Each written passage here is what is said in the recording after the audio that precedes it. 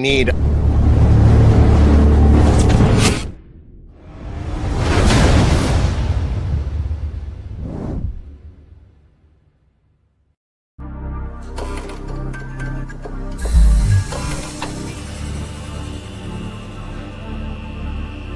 This is Chicago. Doors open on the left at Chicago. Welcome to Chicago.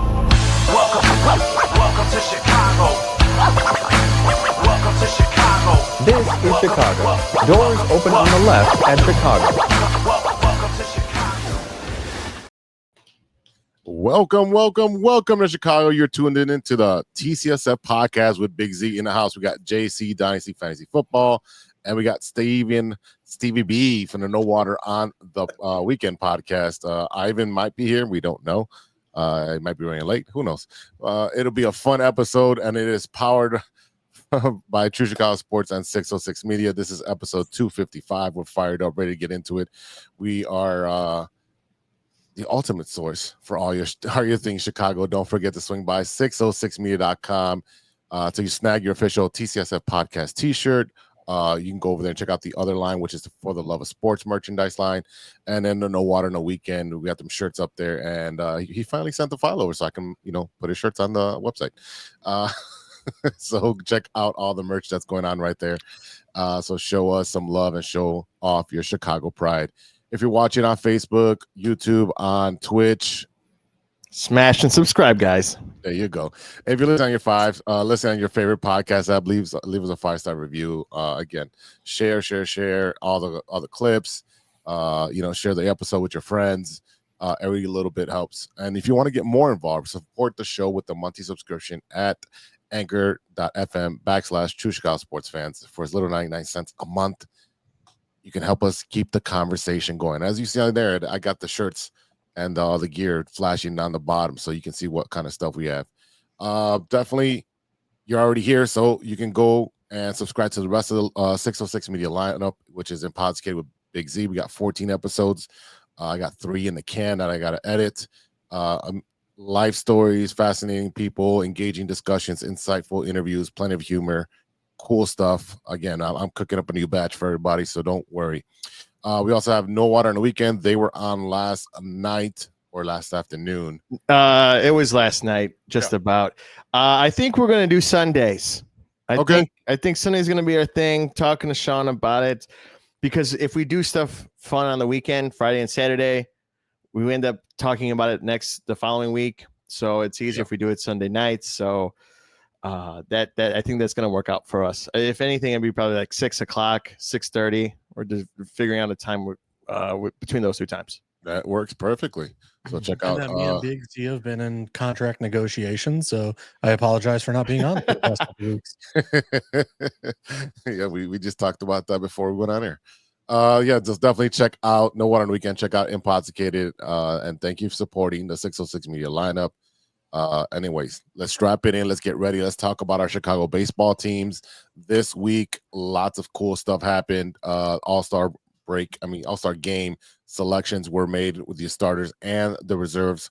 So we've got some players up there. I know you saw it as the part of the intro. We got 3 Cubs and 1 Whitessox, just because they have to have at least a representative. There was some snubs, I believe, on both sides, and we'll get into that a little bit later. I was at the Cubs game on Friday. Talk about that. I'm a little hurt by that, a little bit. But, Ivan said you went to Detroit, so shut up. Those were his words. You went to Detroit. No. I wasn't even saying that I wanted to get a free ticket. I was saying I wanted to go with you guys. I'd hang out before, and then I'll find a seat somewhere. I just wanted to go with people to the game. That was it. It's not like you can go this weekend, Steven. This weekend, there's 2 games on the south side. You can come. I was going to say there's no Cubs game this weekend. No, I'm not going over there. Oh, I'm, wow. I'm on vacation. I looked to see if there were any Cubs games, and I was like, oh. They're in the Bronx, and tomorrow they'll be in Minnesota. So yeah, well, either way, the Cubs beat up on Minnesota. Minnesota. Cubs beat up on the Cardinals this week, so I hate the Cardinals as much as Cub fans. So that was a great week of baseball. The White Sox went to went to the LA and got their brains beat out, and then they went to Colorado, and they should have won that series. I mean, should have swept the series, but they got 2 out of 3. Can't beat that. We had a rookie make his debut, and he's been lighted up. But other than that, there's really not much news that's going on. So we're just gonna get into it.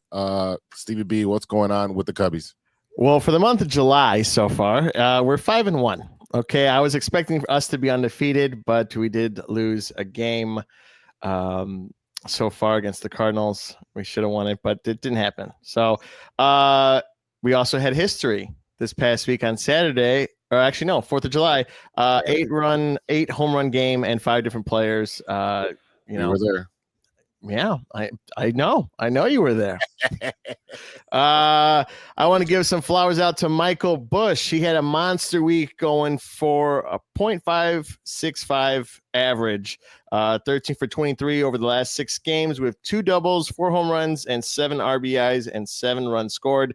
I think this guy should be a reserve, but it's just 1 week, and he's been playing lights out too, but nothing consistent as Suzuki over here that should be an all-star, and I'll get to him right now. Well, congratulations to NL all-star Matthew Boyd. That guy got in as a reserve. I think that is well equipped to him, and he deserves it. 12 innings. Yeah, he pitched his butt off. What do you have? 10 strikeouts yesterday. He was dominant. Yeah, his ERA for the last 12 innings, allowing 2 runs, 1.29 ERA with 14 strikeouts. Should get him a mention as one of the better NL players of this past week for pitching. Over the last 8 starts, Boyd has an ERA of 1.49, 40 strikeouts in 48 and a half innings. So that's really good, in my opinion. What else happened? PCA hit 410 for 25 over the homestand with a triple, 2 home runs, and 2 stolen bases. So, you're seeing this week, and we talked about it last week, that this week was going to be challenging.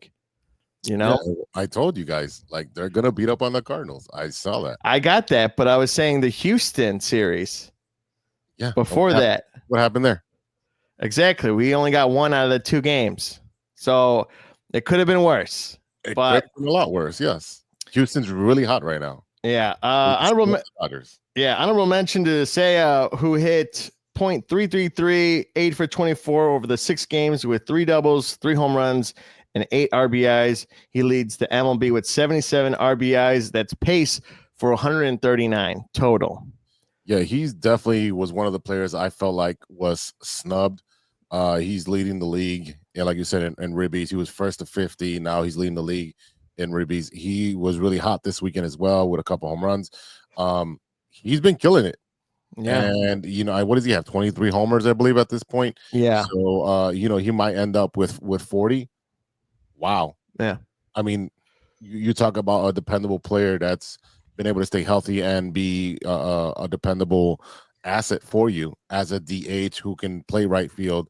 And it's just been great. And it was great when they interviewed him. They're like, oh, do you feel like you got snubbed because you didn't get selected as a starter? And through his interpreter, his interpreter said, don't worry, I have plans.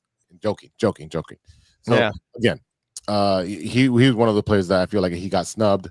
PCA and Tucker, well deserved. Matthew Boyd, he's been pitching well, but right. And I said Houston, but prior to that, it was Cleveland, and we swept Cleveland. So that was nice. I had a feeling we'd take 2 out of 3 for that one, but it was good to get a sweep with them, especially on Thursday, being so exciting with a 1-run. Matt Shaw hitting it out to right field or center-ish, and then getting the run in to score. Mm-hmm. And everyone's on the field happy. PCA was already outside of the bench once he kicked it out. So it's called about teamwork because he was the first one out there to go, jump up with Matt Shaw. So which is awesome. Great sportsmanship. So other than that, I mean, this week has been nothing but great. Great to see great baseball. It was really hot this weekend.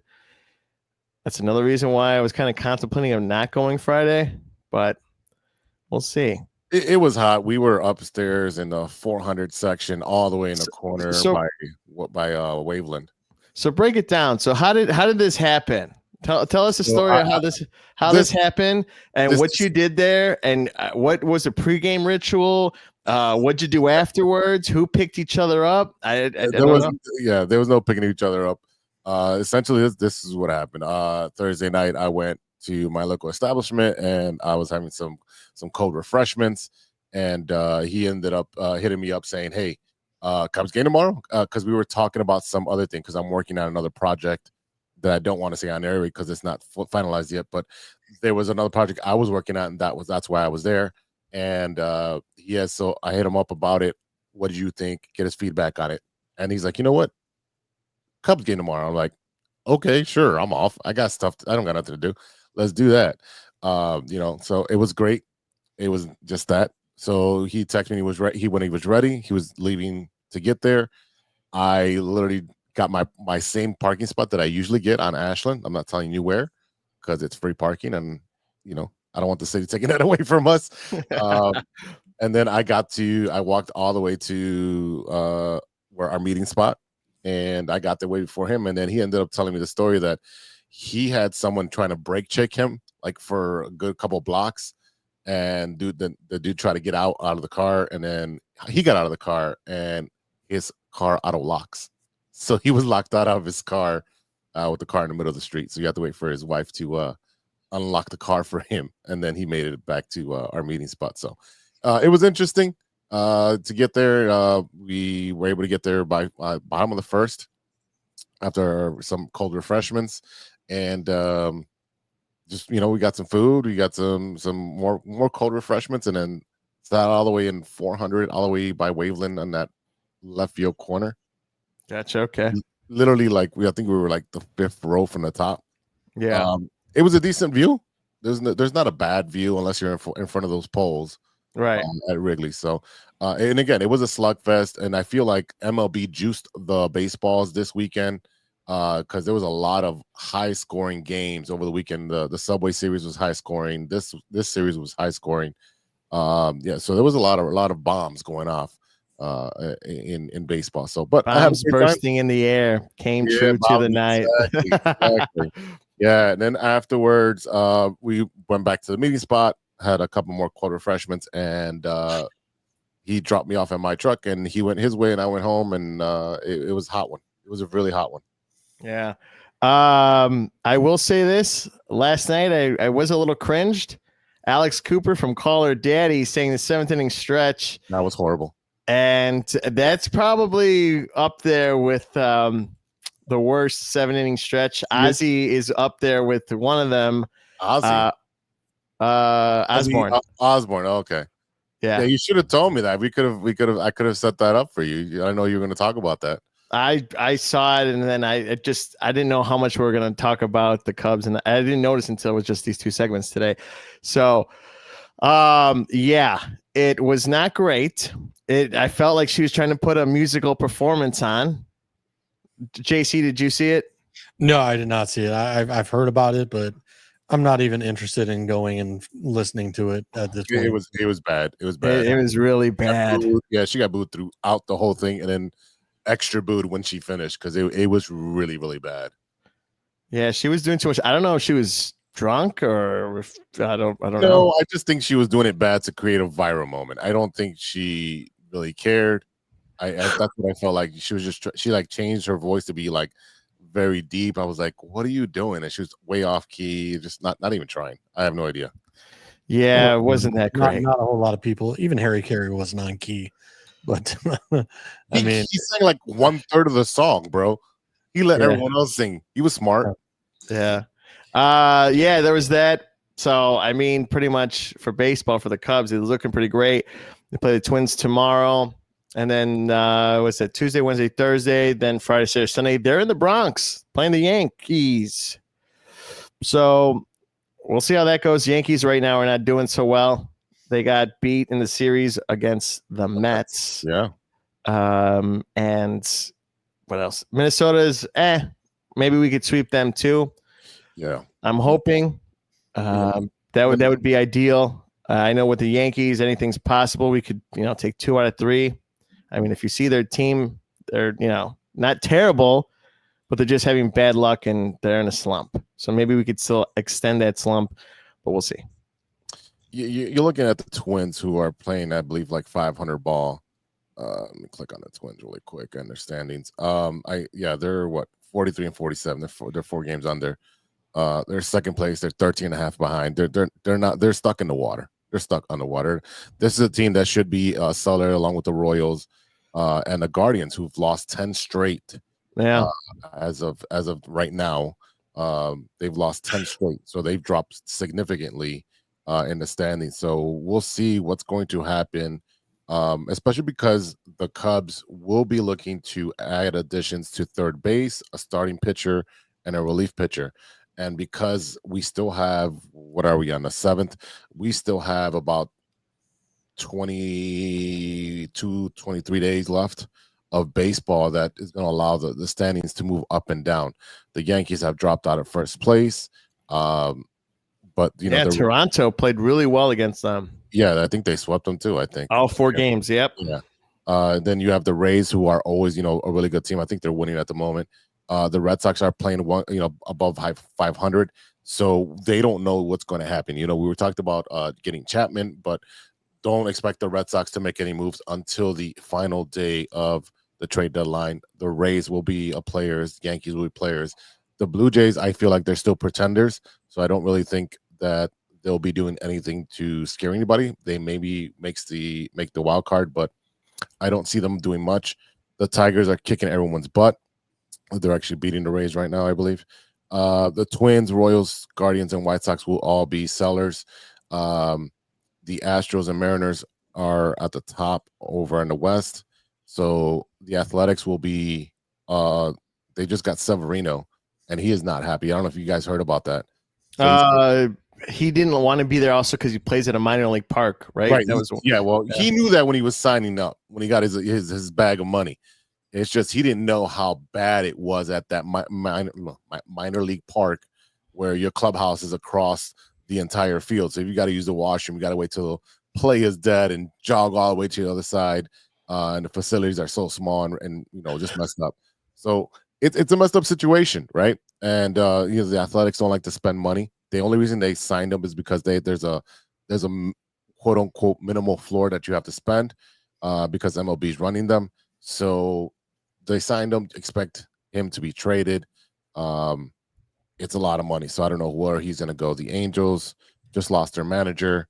Will definitely be sellers or some players on there that should be moving. But again, you have we talked about him, Eugenio. How do we say? Who was it? Eugenio. From what? Miami? No, from the Diamondbacks. I got it right here. Eugenio Suarez, the third baseman. That's who the Cubs should be really a targeting as far as a third baseman that can hit and play defense. The Braves are not going to be sellers, so don't expect anybody from like Sale and stuff like that. The Nationals just fired their GM and their manager last couple of days, so expect them to be selling. So again, there's some players that will be moved. We're just going to have to find out at the end of the trade deadline to see what the Cubs can acquire. I know everybody's talking about Alcantara, but I don't think it's going to be Alcantara. It might be Cabrera that gets traded because of Alcantara's contract. So there's a lot of stuff that the Cubs are going to be able to do, but I expect them to push their chips in and try to win this one because I believe the NL, especially on the East and the Central, is wide open. It's dealing with the Dodgers, the Padres, and the Giants. That's going to be the juggernaut in the playoffs. Yeah. JC, you have any takes, any observations? No, I'm just getting ready for that free agency to see what we can bring in to, make that final push. Make the argument against the Dodgers and some of these other teams to be a playoff worthy team to hopefully World Series. That's always the ultimate goal. Third base, it's one of those I really think we need to focus on the bullpen and pitching. If we can upgrade third base, great. Otherwise, Shaw, he's been serviceable. So it's one of those where it's I would focus on pitching first, and then great if we can add a third baseman, great. But you know, if the money gets too tight and we don't want to trade away assets and things of that nature, and we feel comfortable with Shaw, then I'm okay with that too. But you know, like we've been discussing, you know, all year that, you know, we need closers to come in and, you know, shut things down. You know, no more giving away the 8th and 9th inning, you know, stuff like that. You know, we discussed last year that, you know, games that we lost like 25 games because we couldn't shut people out in the 8th and 9th inning. So that's what I would focus on is, you know, in these last little bit before, you know, after the All-Star game, stuff like that, is focusing on not losing games in those late innings and making sure we do make it to the playoffs. I think the Cubs were able to rectify. They've had one of the best bullpens for the last couple of months, especially with Daniel Palencia coming up and being named the closer. He had a couple hiccups this past week, but he's been used a lot because they're in safe situations. So I don't mind it. I mean, like I said, you know, I don't know that you go get a Chapman, but you know, I would definitely go get a Chapman. That is a closer, and then you'll have 3 closers, and you can. But I mean, Chapman's been so great this year. I mean, I don't even want to know what it would cost us. He is, you know, because I think I was watching something that he added a slider that's coming in, you know, at like, I forgot what they said, it was like 86 miles an hour or something like that. And I mean, he has just been dominating with that new added pitch. So it's not much. It's not much. It's 1 year, 10.75, and we're halfway through the season. I'm not talking about contract. I'm talking about what we have to give up to get him. You know, you're giving up a double-A player. You're renting a player. Yeah, you give him 2 double-A players. Bye.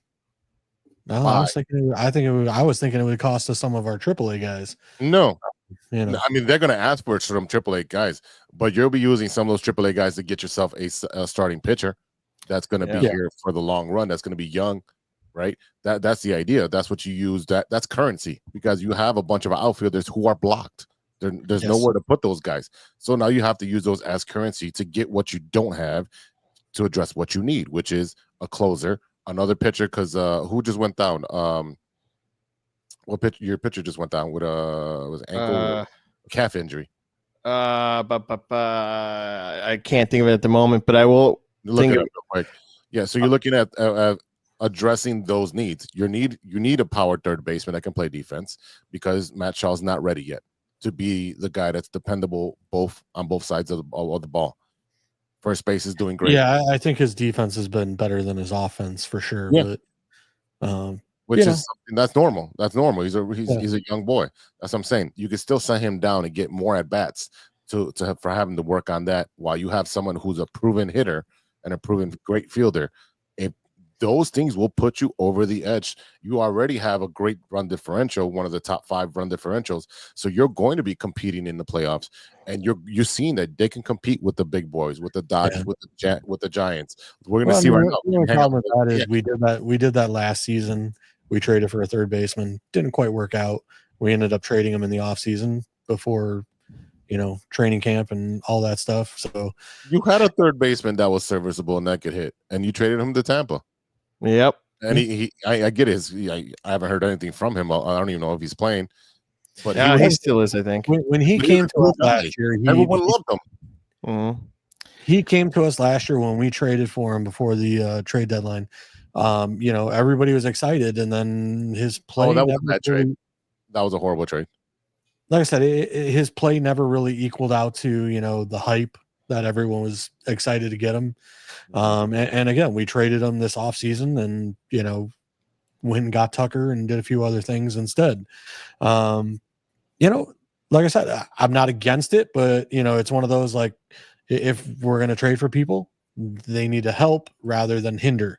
So it's one of those, like, as long as Shaw's there, you know, if we trade for somebody and they don't pan out like the guy we traded for last year, you know, hopefully Shaw's still there and can at least be a defensive, you know, and again, I know he's not helping us very much offensively, but he might be a trade chip that you use to trade for a good third baseman or a starting pitcher. He might be a trade. Chip. Yeah, Jameson Tyon. Yeah. So he's the one that got injured, but they did bring up Jordan Wicks. He did play yesterday.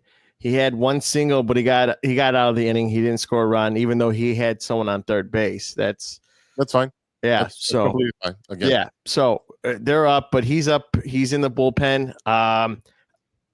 We've seen him as a starter, so seeing him as in the bullpen is, just trying to get him, ready and stuff like that. So I don't know if he's going to be a starter again because of what's going on. So we'll see. Yeah, you're going to have some guys doing spot starts. You're going to have some guys, some bullpen days. You're going to have to buy some time till you get to the trade deadline because I don't see them making one prior to that. I think, what the day before, the day of is when everything is going to be a frenzy for the Cubs. So you're going to have to buy 3 weeks worth of starting pitching, whether it's bullpen days or you bring in some kids from AA just to eat up some innings. It's going to have to do. It's going to have to do. And that's another thing. When we had this exact same conversation last year, it was the same exact conversation of what are we waiting for? Because in that 3 week period, we ended up losing a bunch of games that cost us, from making it to the playoffs. So it's one of those where, and I know we're in a good situation this year, but it's one of those, like, I hope the Cubs don't wait too long to make a move.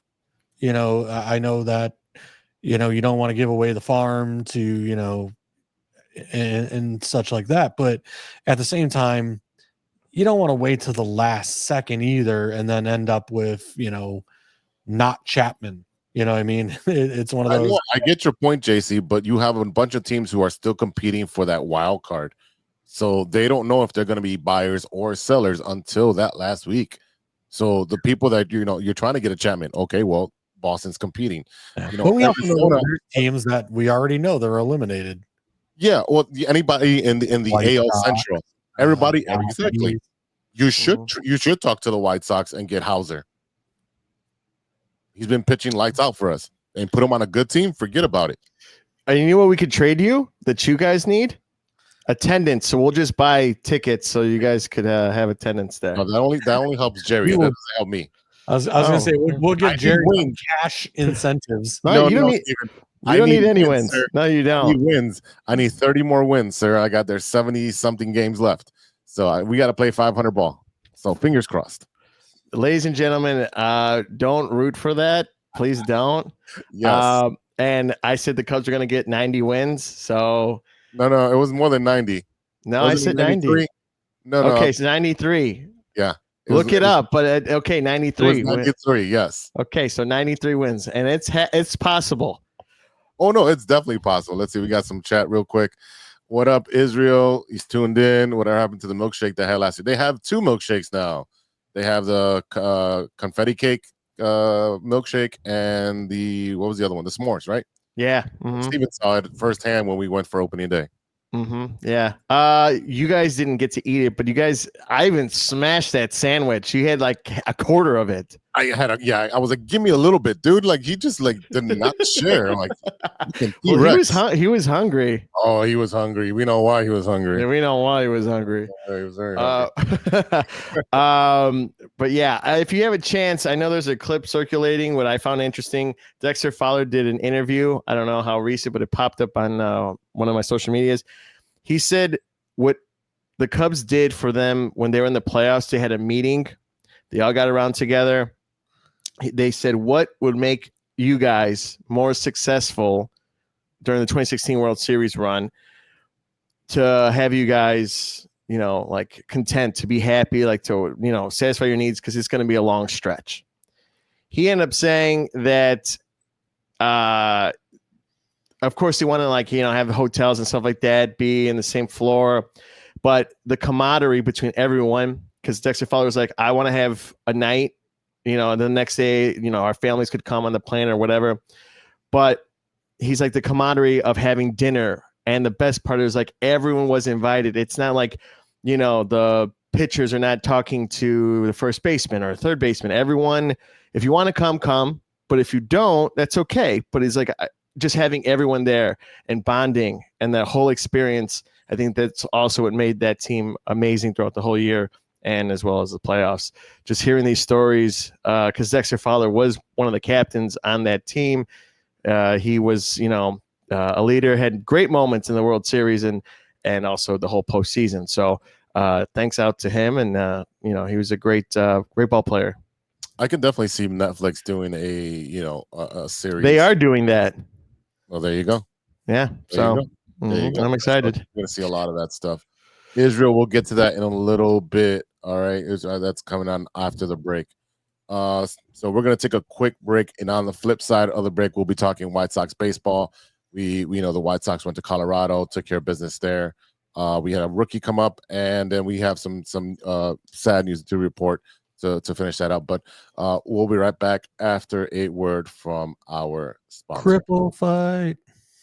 Hey there, Chicago enthusiasts. Are you ready to take your fandom to the next level? The True Chicago Sports Fan Podcast has got you covered with some serious cool merch that screams Chicago pride. From cozy sweaters to trendy tank tops, we got it all.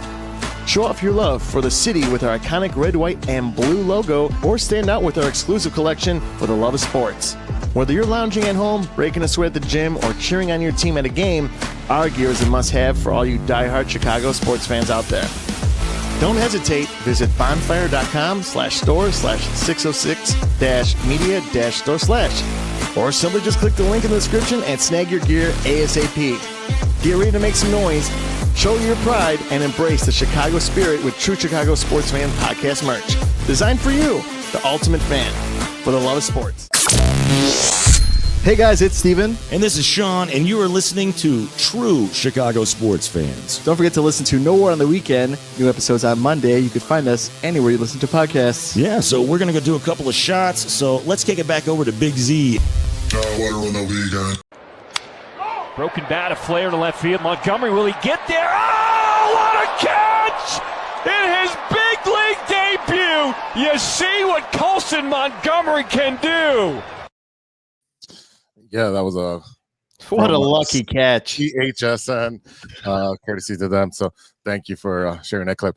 That was a great catch. Again, he was a rookie. They started him against Colorado, which is the worst team in baseball at the moment. So no pressure. Go ahead and play some baseball, kid. And he played 500 ball, and he had a triple, couple singles.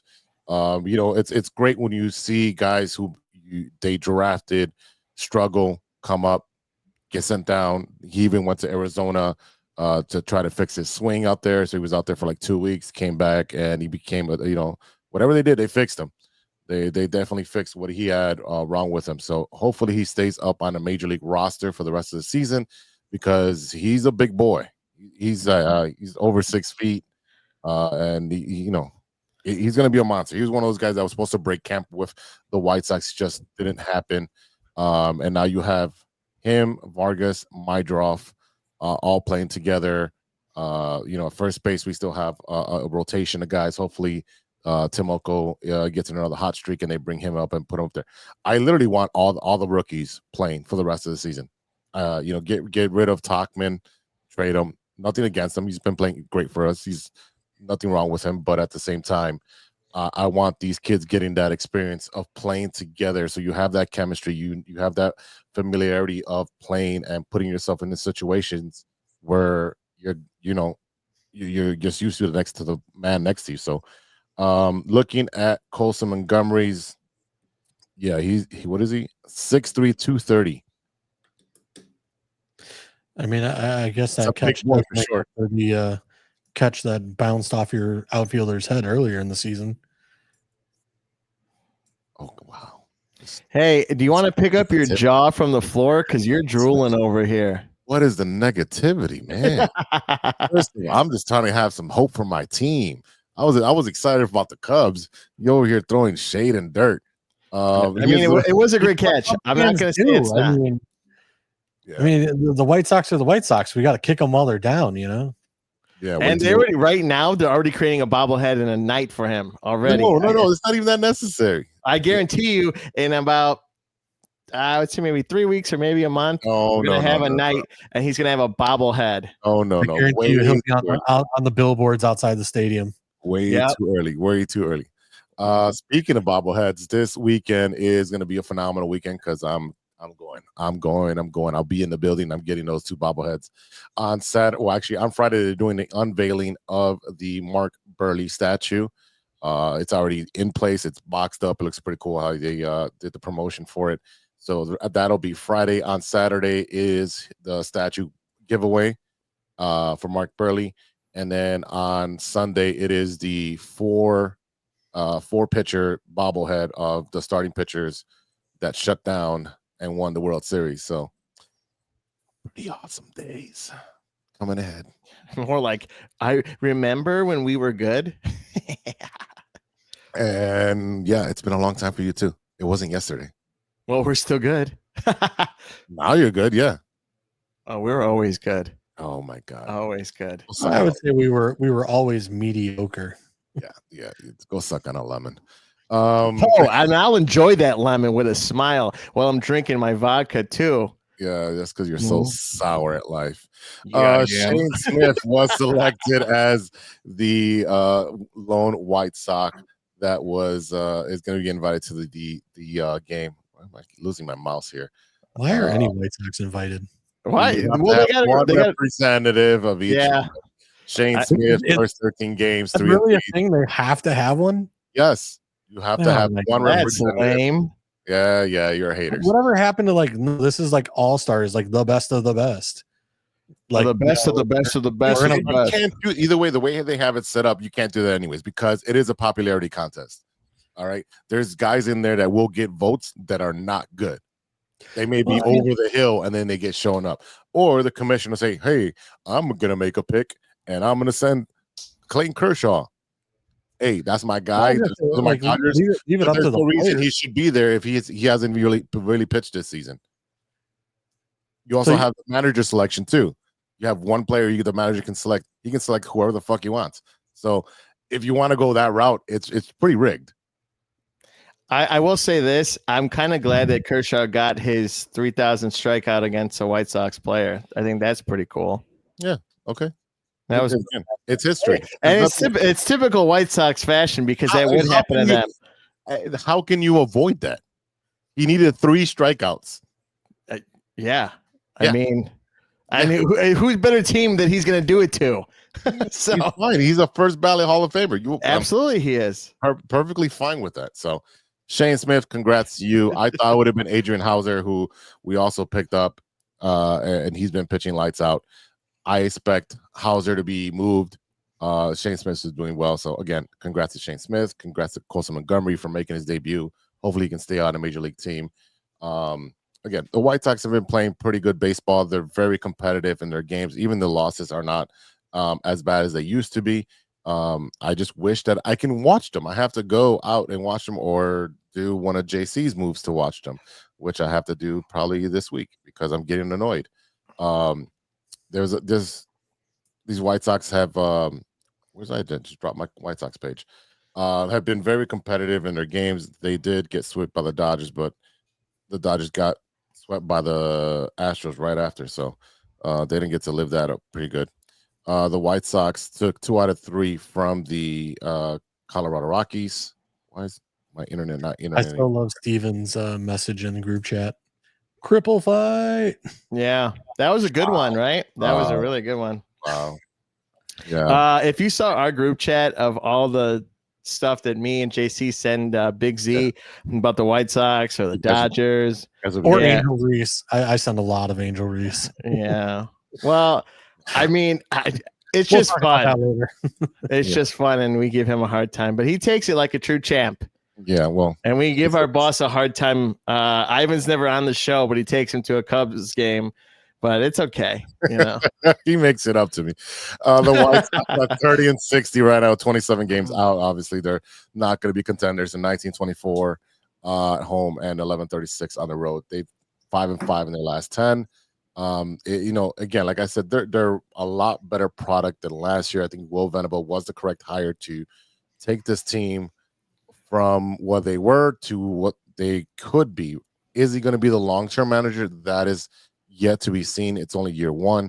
But definitely, if you go to Colorado and you win 3-2, 10-3, 10-3, and then lose the final, which should have been a win. It should have been swept. They lost 4-6. And right now it is not looking good for the White Sox against the Blue Jays. It's 8-1. That I did expect.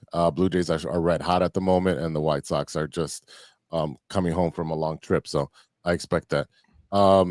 Again, would you say the coach that you have now is like a Rick Renteria, like how he was for the Cubs before? You know what? He is a teaching manager, and I think that's going to be really good. I think they screwed over Renteria, and you know that because you guys did the same thing to him. You screwed him. Yeah, he must hate Chicago. I bet he does not even fly. Like he doesn't know, not even layovers. He's like, nope, no layovers in Chicago. I'm literally gonna go. Keep going. Let's see. We got some comments in here. Gonna connect out of Madison, Wisconsin. Yeah. So again, White Sox this weekend. Go support. It's gonna be a fun time. Again, hopefully the Guardians continue to lose, and then we put some more losses on them. We're playing them 4 times. Wait, that's this weekend. They play the Guardians. Yep. Okay. I'm gonna try to go to a bar to watch it because I'm not paying for it, but I would love to see that weekend spoiled. Evil mastermind. Yeah. You're about to get a shit sandwich. If it smells, I know what it is, and I'm not going to eat it. Yeah. So I'm excited for the White Sox for this weekend. There's a bunch of good giveaways they have. I'm surprised JC's not going. I think Thursday is the captain's hat for boating. Oh, yeah. You need that hat. Yeah, just put a patch over it. White Sox game? Yeah. Yeah. You couldn't pay me to go to the South Side. Oh my God! Here we go. How about I'll go? Well, is it a day game? It's a night game, right? It is. All of them are night games. I can't go. Friday night game. I got bowling. I know. I have a golf thing Friday morning. I'm trying to think what I have. I don't know what. Oh, I'll probably be up at the lake house. They got boat races on Thursdays, depending on the weather. Oh boy! I haven't taken my old man to the boat races at all this year, with everything going on. So, I might. Hey, look at that! Friday and Saturday is supposed to rain. That's cool. That's cool. I'm getting my bobblehead still. And then you're leaving. No, I'm not. I'm watching the game. I am a supporter of my team, unlike you guys. Israel, I agree. The South Side does seem depressing. No, it does not. Wait, how are we not supporters? I've been going to more Cubs games this year than ever. That is true. And because of my mom. Speaking of my mom, she's taking me next week on a Monday and a Saturday game in 1 week. So I'll be there in a box in one of them. Another one, I think, in just regular seats. But I hope she takes extra Pampers. Yeah, I definitely will. And you know what? I'm still gonna have a good time. Oh my God. I wish my mom took me to games. I mean, she's the one's the breadwinner in our family. Honestly, we don't say anything. Anything she says, we're not worthy. So, but yeah. So other than that, Wrigley Field, if you want to transition, I think this is where we're going for the 05. Wrigley 05 championship. We're breaking into that thing. Not only did the Cubs show some class, but they put Bobby on the screen because of his passing. I thought that was very class move, even though, yeah, it was. It's not about. Yeah, it's not about the actual team. It's about the person individually that impacted the team. I give crap to White Sox as the organization, but I never really talk bad about the players because it's not their fault for being on a team. Here we go. So, but I will give Bobby his flowers because he was an amazing closer. He had that song coming out every time he came out and he pitched. Right? You remember the song? What it was? Yeah. But what song was it? I'll give it to you later. Because you don't know it. Oh boy. Here Bobby, comes the boom. Ready or not? Ha ha. How you like me now? Yeah. because he was a big guy and he brought the boom. He brought the boom. Yeah. White Sox closer Bobby Jenks did pass away this past Friday, which is July 4th at the age of 44 in Sintra, Portugal, after battling a stomach cancer. He closed out Game 4 or the 2005 World Series, recording the final 3 outs to secure the 1-0 series clinching victory. He appeared in 6 games and had 5 scoring outings during the 2005 playoff run. He pitched for the White Sox from 05 to 2010 before finishing his career with the Boston Red Sox in 11. He was a 6'4" right-handed American League All-Star in 06 and in 07. I think in 06 or 7, no, in 07, we had like 7 All-Stars. So try beating that. When he totals a back-to-back 40 save seasons, becoming at the second time, the youngest player to do that.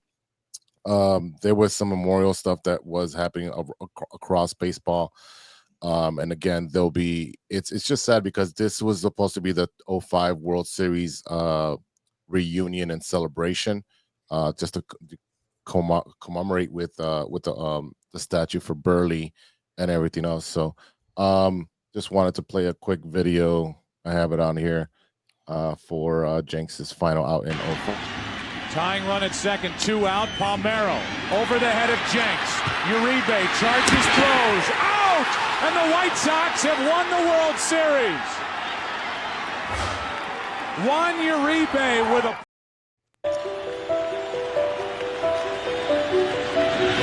Game 1 to the White Sox. One thing about Bobby, I saw him throw first in spring training. I see this big man over there, like, who the hell is that? Yeah, let me take the screen down. Sorry. There's a bunch of clips that are out there. So go ahead and search. But the story was, this was our 3rd closer. Dunston Hermanson had some issues with his back, and then we had another closer go down. And Bobby Jenks, I think he only got like 6 saves in the regular season for the White Sox, but he was throwing 102 and he had a crazy curveball. It was really, really nice. I met him a couple times at Sox Fest. I do have his bobblehead behind me in the statue area right there. Definitely will be missed. I think the timing of it's really going to hurt a lot of the players from the 05 team because it was a very well knit group of guys. And then it's just sad when you lose one of those players that are special to you in your fandom. So on that note, we're going to take a small little break, and on the flip side, we're going to talk a little bit of some sports notes and then finish with what you're watching. So we'll be right back after a word from our sponsor. Hey there, Chicago enthusiasts. Are you ready to take your fandom to the next level? The True Chicago Sports Fan Podcast has got you covered with some serious cool merch that screams Chicago pride. From cozy sweaters to trendy tank tops, we got it all. Show off your love for the city with our iconic red, white, and blue logo, or stand out with our exclusive collection for the love of sports. Whether you're lounging at home, breaking a sweat at the gym, or cheering on your team at a game, our gear is a must-have for all you diehard Chicago sports fans out there. Don't hesitate. Visit bonfire.com/store/606-media-store/, or simply just click the link in the description and snag your gear ASAP. Get ready to make some noise, show your pride, and embrace the Chicago spirit with True Chicago Sports Fan Podcast merch. Designed for you, the ultimate fan, for the love of sports. What up? It's Martin Moreno, and you are listening to True Chicago Sports Fans Podcast.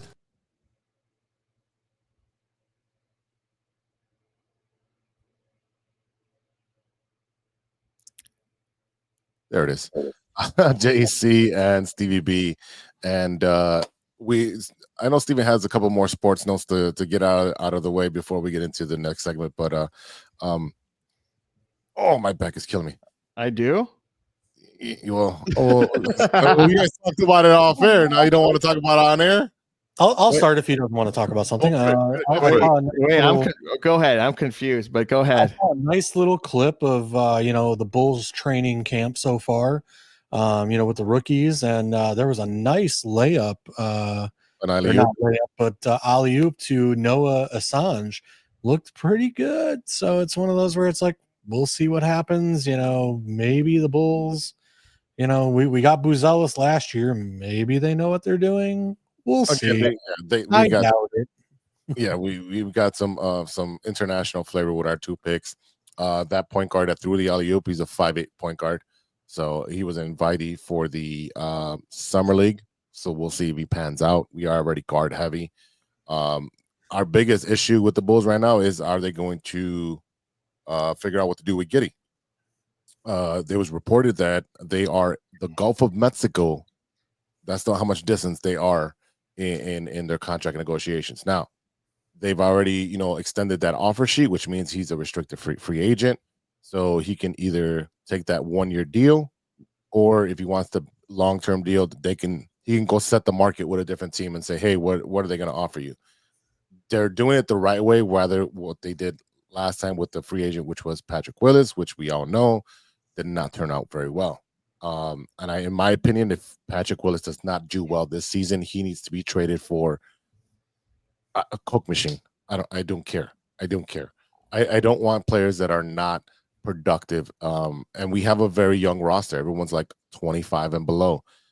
So if they're going for the whole youth movement that we've been asking for, this is what it's going to be. Now there's trade rumors for Ayo and Kobe to be traded. So we'll see about that too.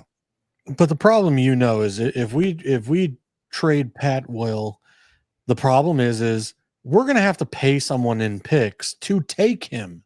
No, you won't pay him in picks. You won't pay him in picks. You'll eat some of that salary. Well, or you'll take a bond of. I was going to say nobody's going to take that salary unless we eat some of it. And like I said, we're probably going to have to give up some picks to convince them to take it. No, they would never give up pick. You don't do that. Why would you give up picks and garbage? That makes no sense. Dude, have you seen what our front office is doing? Who got a contract extension all the way across? We could have got a first-round pick for Lonzo. Instead, we get what we got in a defensive player who really doesn't play offense at all. I mean, but really? Oh, I have no faith in this front office at the moment. So again, I could easily see them giving away picks to move a guy that has a high salary that they paid for when they shouldn't have. It doesn't work that way. You have to match salaries. Israel, have a good weekend. I definitely will not stay out of trouble. That never happens. Yeah, or it's called bad luck, if you want to say not out of trouble.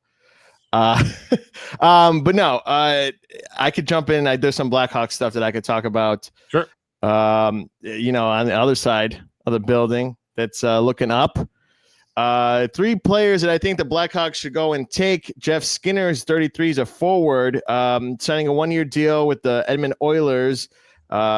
And then he's trying to bounce back after the Buffalo Sabres brought out the final 3 years of his 8-year contract in 2019.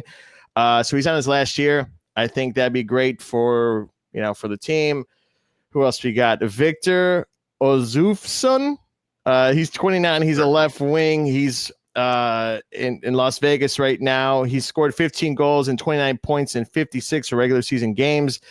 I think that's also what we need is offense, but we've said it many times, defense to get Knight some protection, protect our Knight and shiny armor, because that guy was getting rammed at the end of that goalpost. So you have Matt Gretzlowski.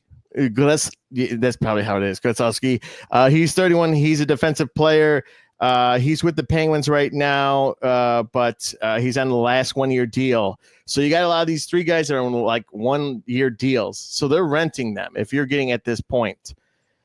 Now they're in their 30s, okay, but at the same time, you need some veterans because this team is young. A lot of them are in their early 18, 19, 20s. They can't even drink yet, yeah.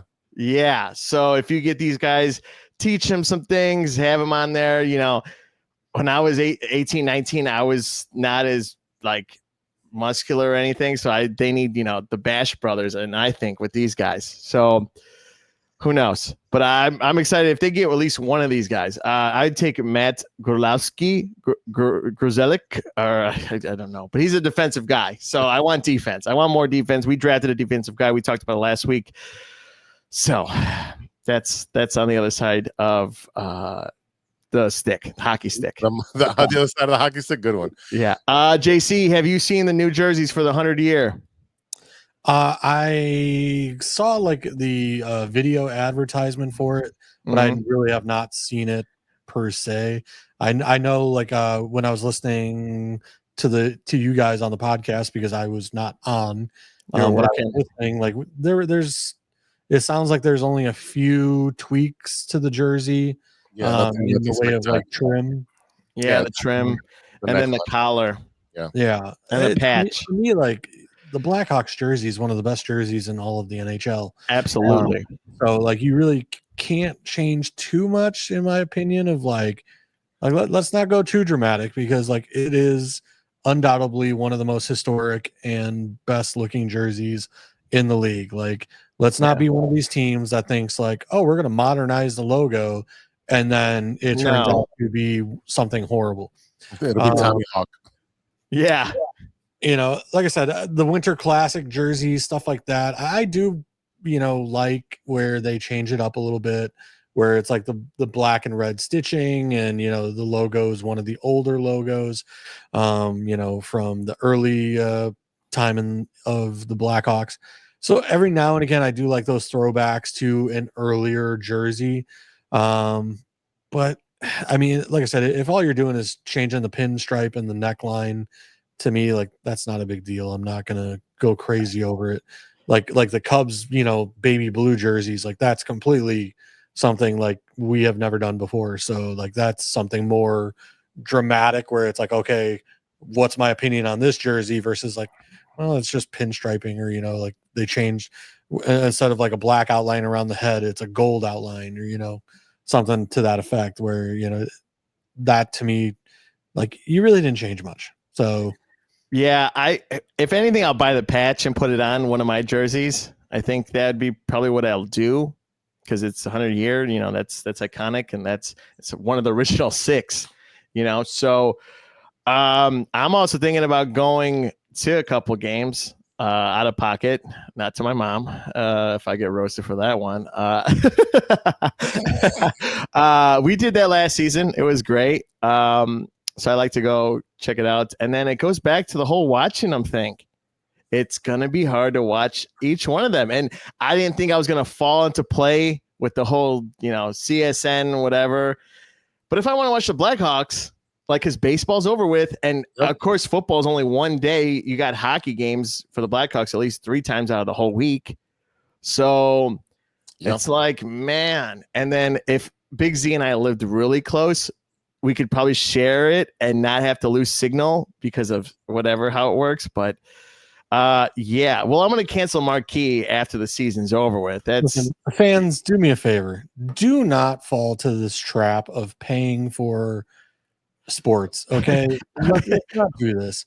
Let's make the teams be aware that we are not going to pay for Peacock and Amazon and Paramount and ESPN and Marquee, and like, I'm sorry, I don't need 9 freaking TV services to watch different stuff.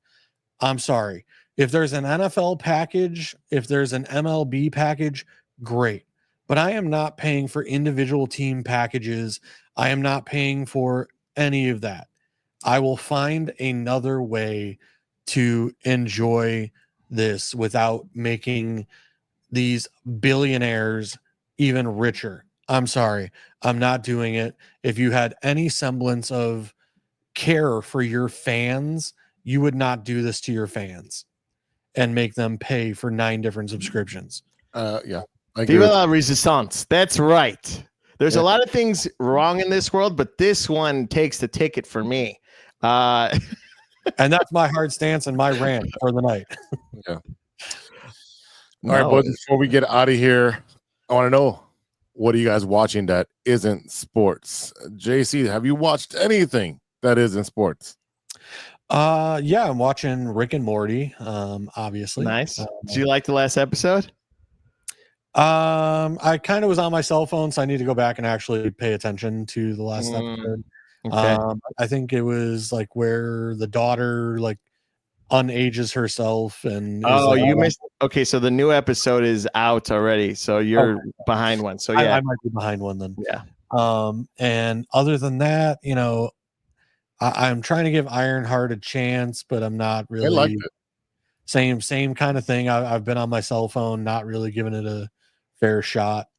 And then there's a couple movies that I was watching recently. One with the guy from Ted Lasso, Nate. It's an Amazon movie, but I forget the name of it. Where they are kind of improv actors that get, brought into the world of the police and doing sting operations. So that was kind of interesting. And I watched Heads of State last night with John Cena and Idris Elba. Watched that last night. It was okay. I feel like, the comedy, they were trying, but it just wasn't hitting quite good enough. Again, What are you talking about? I chuckled a lot during that movie. Oh, you chuckled? I chuckled. there's a difference between a chuckle and like a, oh my God. Well, no, it's not meant to be that way. John Cena's not great of an actor, but he had some moments out there, and but there was it had some moments, but there was a lot of action too. But that's been my overall gripe with comedies in general, is that like I feel like I haven't seen a great comedy in like 10 years. No, because we no longer live in that world where we can be raunchy and everyone's worried about being PC and canceled. That's we're no longer going to see a movie like Waiting or American Pie. Those days. If you want to create one of those, I'll be it. Oh yeah, well that's the thing. For Rush Hour, if you put on Rush Hour, there's a description for those PC people that says, "Hey, this comedy is going to be raunchy. It's also out of date, so do not get offended when you're watching a movie from 20 years ago." Well, see, and that's what worries me, is because like, Ben Stiller just filmed like a pickleball movie, and then obviously we have Happy Gilmore 2 coming out, and then we have a few movies where it's like, man, like I hope that they go hard. Like I hope that they're like, forget the PC stuff, forget whatever. Like we're going hard in the paint, because that's what people want. And like, I'm sorry, like I know there's a minority of people that get offended and everything. Don't watch the movie then. Your average person that goes to a comedy show and that does everything of that nature, like they want the line to be not crossed over, but danced over a little bit, just a little tap, tippy toe over the line here and there, Stick your toe in the pool. That's it. Yeah, you gotta dance on the line, and it's one of those, like I said, you don't want to go too far and end up canceled, like the guy from I want to say Jerry Springer, but I know that's not it. Louis C.K. Seinfeld. Richards. Yeah. Kramer, who crossed the line many years ago and got canceled there for a while.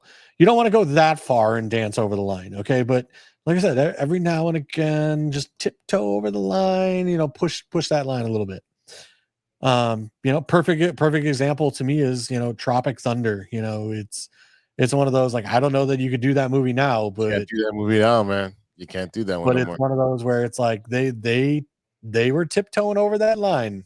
I think JC, you're I mean, for you, I think the comedies that you would like and everyone does like, it is like Vice Principals and The Righteous Gemstones, where it's just we're just gonna do comedy and it's gonna be funny. Do not get offended. It's just a joke. Yeah. You're gonna cross the line. No, because everyone's line is a different location. So again, if you don't like that kind of comedy, don't watch that. Go watch, I don't know who does safe comedy, but go watch some of that. Go watch SNL. I don't know. Well, so Bill Burr recently did a movie where he's like a father in the movie, and he's kind of dealing with the whole woke, whatever. And I forget the name of the movie, but it came out. Is that the one where he's picking up his kid and he was like a minute late or something? Yes. I did see a clip of that, and I was like, yeah, it was great. And yes, like again, like I thought that particular movie tiptoed the line perfectly, where it's like, dealing with the situation that is today, an older person who, doesn't know how to use pronouns and, trying to learn to assimilate to, this new generation and everything that's happening in the world today. And I thought it was a perfect comedy to kind of cover that topic.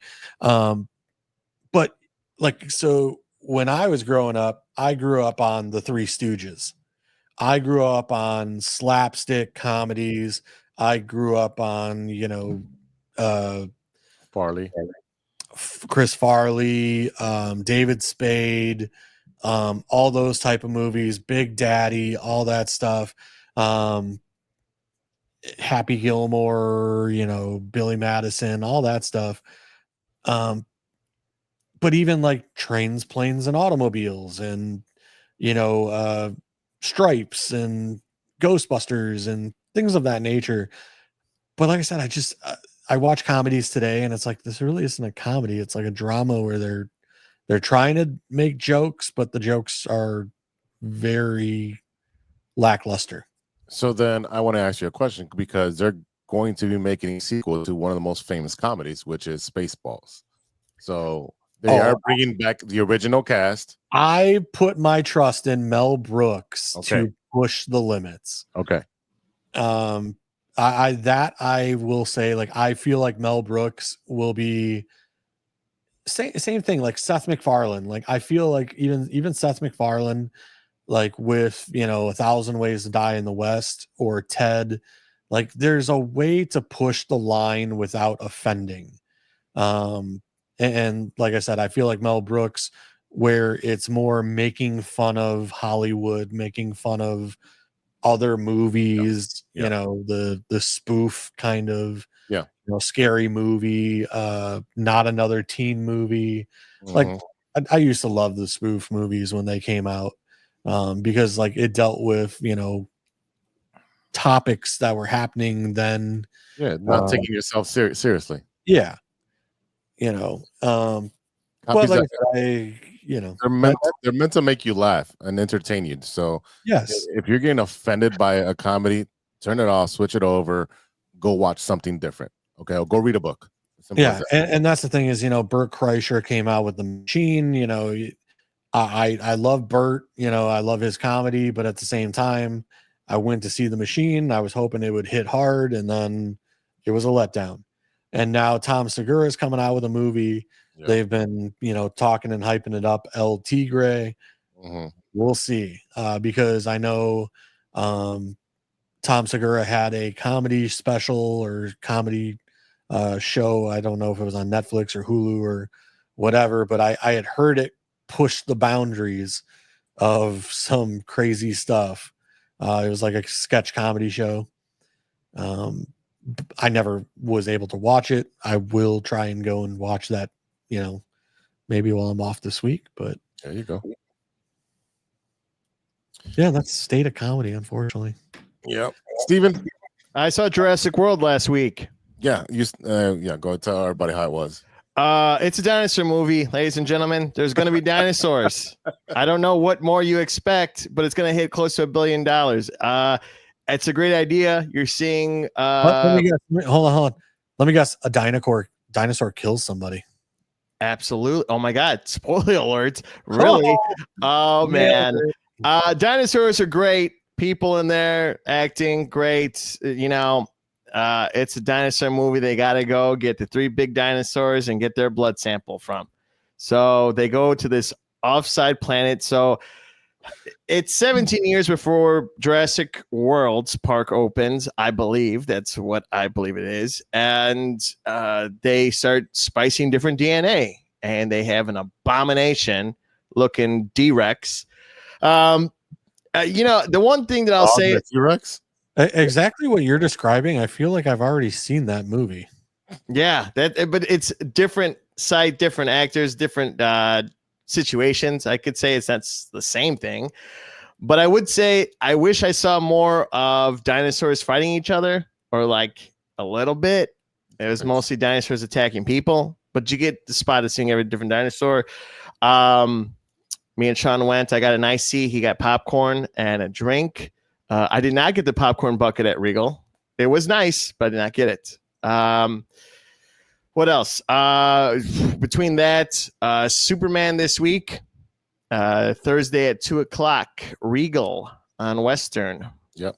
That one should be a great one. I'm excited for that. I'm a little hesitant to see what every clip that comes out. It looks a lot cheesy and comedy. I get he's a Boy Scout, so I don't know what to expect. The dog is definitely pissing me off because he's not like a disciplined dog. He's just reckless.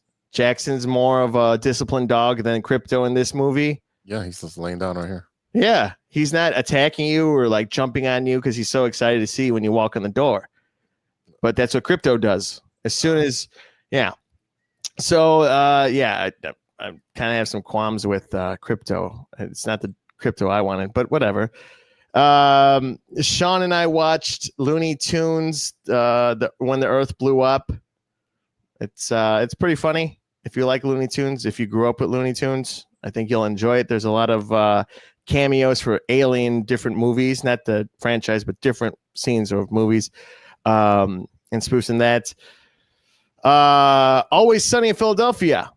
I'm getting ready to watch that. The new one of the episodes I maybe overpassed. Okay, season 8, episode 2, Trash Day. If you know what's going on in Philadelphia right now, they have nowhere to put their trash because the trash people are on strike.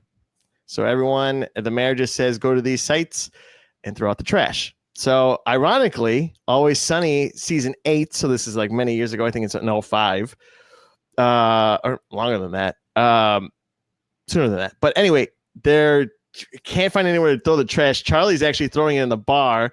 And it's this whole funny thing, this scene about getting blasted from behind and from the Republicans and Democrats, and then talking about the trash people want $20 an hour. It's like we pay their salaries and the taxpayers. And then D's like, well, you don't even pay taxes. You don't even vote. He goes, no, because I'm getting blasted from behind from both Democrats and Republicans. It's a funny scene, but overall, it's foreshadowing what's going on in the world in Philadelphia.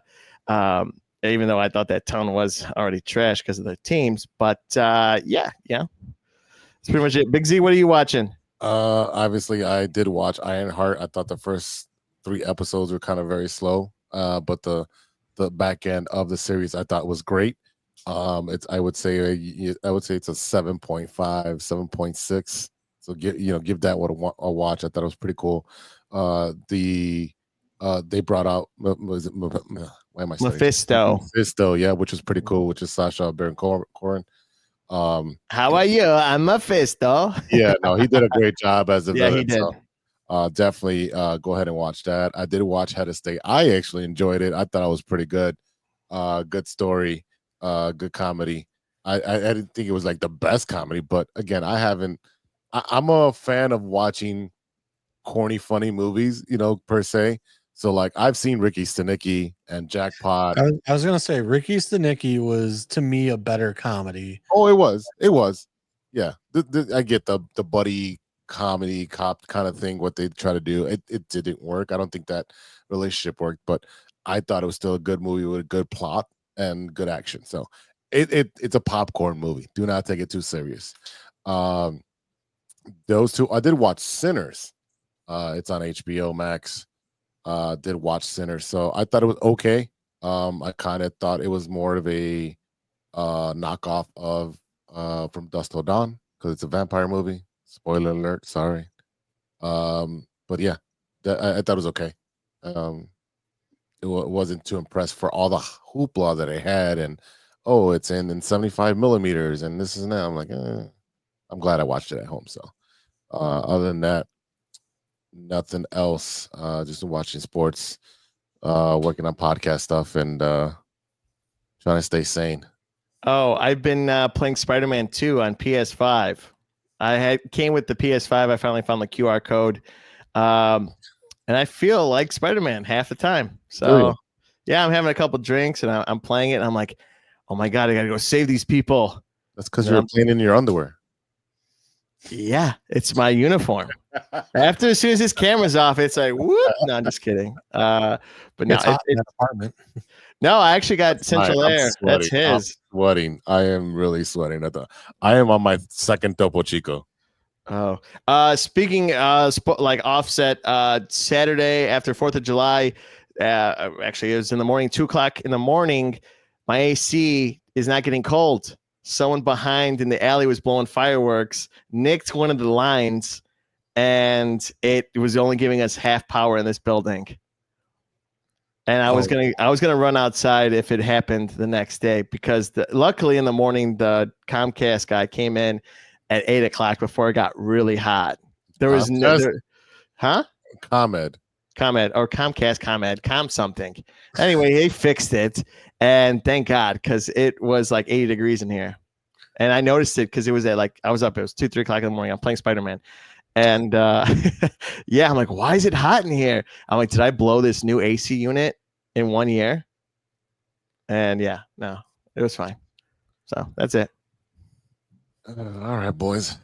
Let's get out of here. I need to get out of this room. It's just exhaustingly hot, especially with these lights. Don't pass out. I'm not going. I mean, I'm almost done with my stuff. I do have one question before we leave. Go ahead. Do you think John Cena is going to drop the belt, or do you think he's really going to take it? Wrestling question? Yes. JC. I know you've been missing it I haven't been here in 3 weeks. Come on. Yes.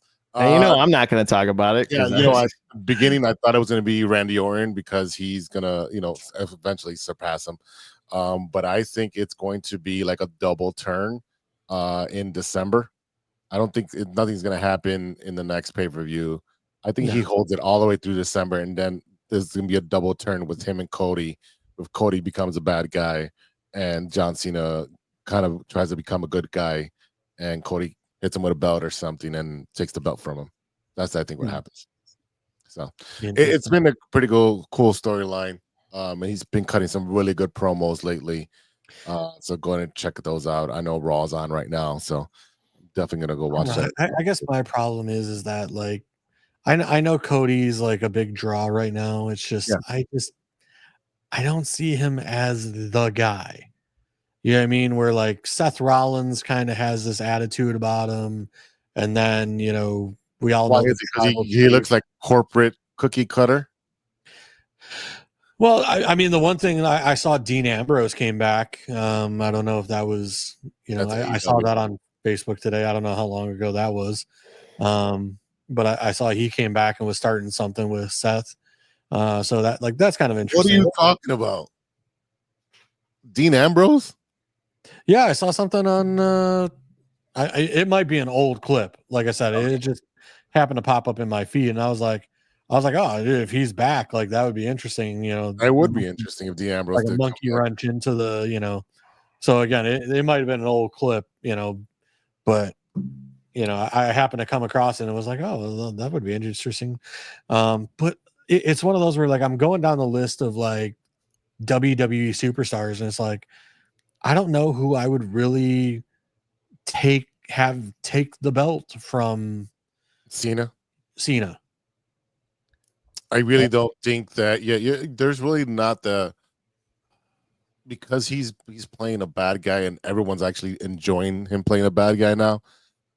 There's really not a baby face, a good guy that everyone's trying to push. Everyone loves Cody, but no one is like, yeah, Cody's our guy. I don't even think that they believe CM Punk is their guy anymore.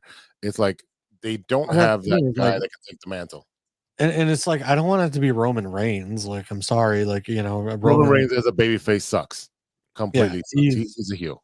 It's just one of the, but like, can you have a heel take it from a heel? I don't know. I would. But why not? It's just one of those where it's like, and I think they're setting Seth up to be the heel that takes it from a heel. But again, I don't want to see that because, the way Cena's talking is like, oh, he'll never cash in the Money in the Bank on me. He'll never, I mean, it's one of those, like they're I feel like they're kind of setting it up for Seth, but it's one of those where it's like, I really hope not. But it's like, okay, like Brock Lesnar has issues right now. He's not coming back, I don't think. Like, again, I don't want to see Roman, and it's like, but I really don't know, like, talent wise. Yeah, it would have to be Brock. Like, I know LA Knight is trying, but it's like, I don't know. Every if he has time enough. LA Knight gets popular, they push him back down. Like, Right. it's crazy because it's so organic that the people love him and what he does. He cuts good promos and he's catchy.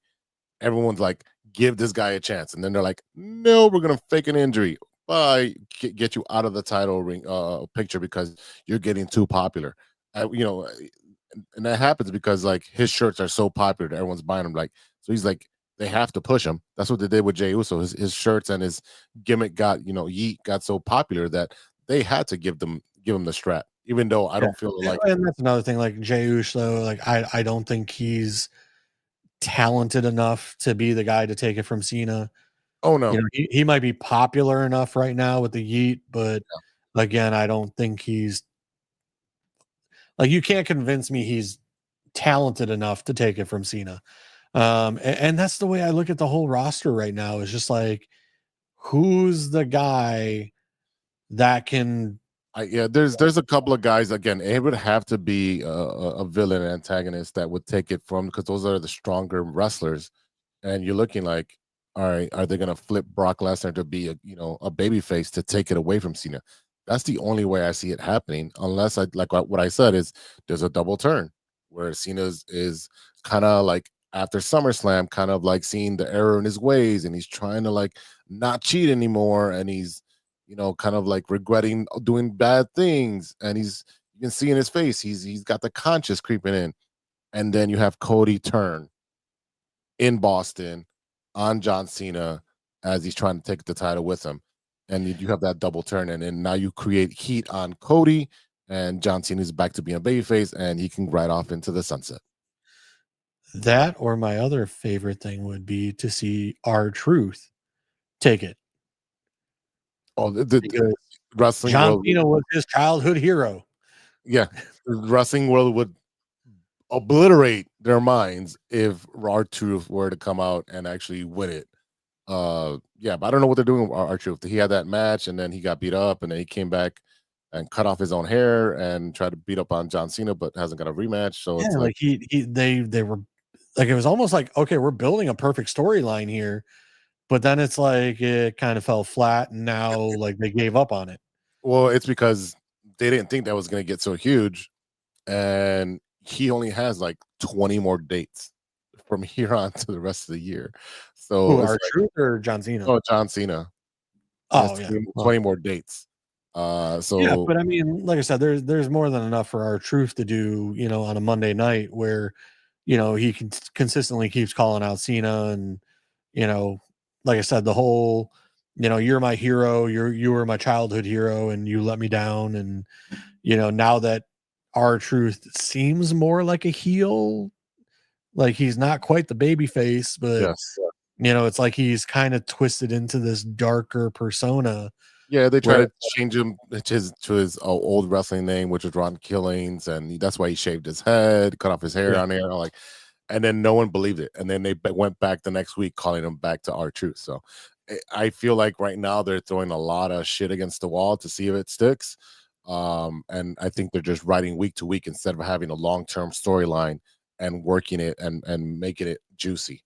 So right now I just feel like they're squandering for what they want to do with the story. Yeah, I mean, to me, the story was Ron Killings taking the belt off Cena, but that's just my opinion, because like I said, the way the fans reacted when everything went down, like, to me, like, that was the fans telling you, like, hey, there's more of a story with this guy than just, the 24/7 champion and, the jokes and everything else. But, like I said, Kevin Owens, no. Kevin Owens is not allowed to wrestle. He's scheduled for neck surgeries, hopefully soon. But like I said, like, you go down the roster and it's like Damian Priest, possibly. Yeah. And like I said, you just go down the roster and it's just kind of like mediocre. Like, who's the guy right now? Who is the talent? Yeah. Well, that's why when John Cena left, he destroyed Roman Reigns when he came back. One of those special occasions, destroyed him. He's like, "Oh, you want to be the guy? You want to be the big dog? But right now, you're a little pup who can't complete their promo." And he's like, "Don't give me the time. I can destroy you up here." Like he should go look up that promo. He literally destroys him in the ring, and you can see Roman Reigns' face just like go white on how bad he got embarrassed out there. Well, that's why they always put Paul Heyman to talk for him, because let's be honest, he can't cut a promo for his life. Yeah, and that's right. That's why you have Paul Heyman, and Paul Heyman. That's why they don't let Brock Lesnar talk. Oh yeah. Paul Heyman. That's the thing. Put Paul Heyman with the guys that can't talk. But yeah. Like and that's the thing is like I feel like Roman's gonna make a comeback like right at like November, December, and be the number one challenger. And it might be Survivor Series. It might be SummerSlam. And then I have a feeling that Roman will have John Cena in the clutches, and then Seth will come out and cash in. And there you go. Yeah, there you go. So we got a lot of. So I'm surprised we got some wrestling talking. This is awesome. I love doing wrestling stuff. I know Steven's like, I don't know what's going on, man. I mean, it is what it is. I mean, I watched the South Park episode for wrestling. The other one you sent me. All right, boys, let's get out of here. I'm gonna go watch wrestling. Wrestling. Yeah, because I'm in Tennessee. Definitely was a fun one, boys. We'll do this again next week. Everybody, that is it for today. Thank you, all of you, for listening, for watching, for subscribing, for sharing, being a supporter of us. Thank you so much. Sticking with us, 255 episodes. Thank you to our sponsor, 606 Media, True Chicago Sports Fans. Go over to 606media.com. You see this merch right there on your screen. Go ahead and buy yourself some merch. Take a picture with it, send it to us, and we'll put you in the next commercial. We're working on getting some more pictures in. As soon as we do, we'll make that new commercial. And then you'll be part of the 606 True Chicago Sports No One on the Weekend Impazzicated family. There you go. So to go ahead and do that. Check us out on socials, TCSF Pod on Twitter, True Chicago Sports Fans everywhere else. True Chicago Sports Fans at gmail.com. If you've got a topic, a movie, you want to argue wrestling with me and JC, you want to talk about the Cubs, the White Sox, every team up here, you want to argue or find us a new food recommendation, we'll definitely take those. All right, for JC and Steven, I am Big Z. We'll see you next week for episode 256. And until then, be good to each other for the love of sports.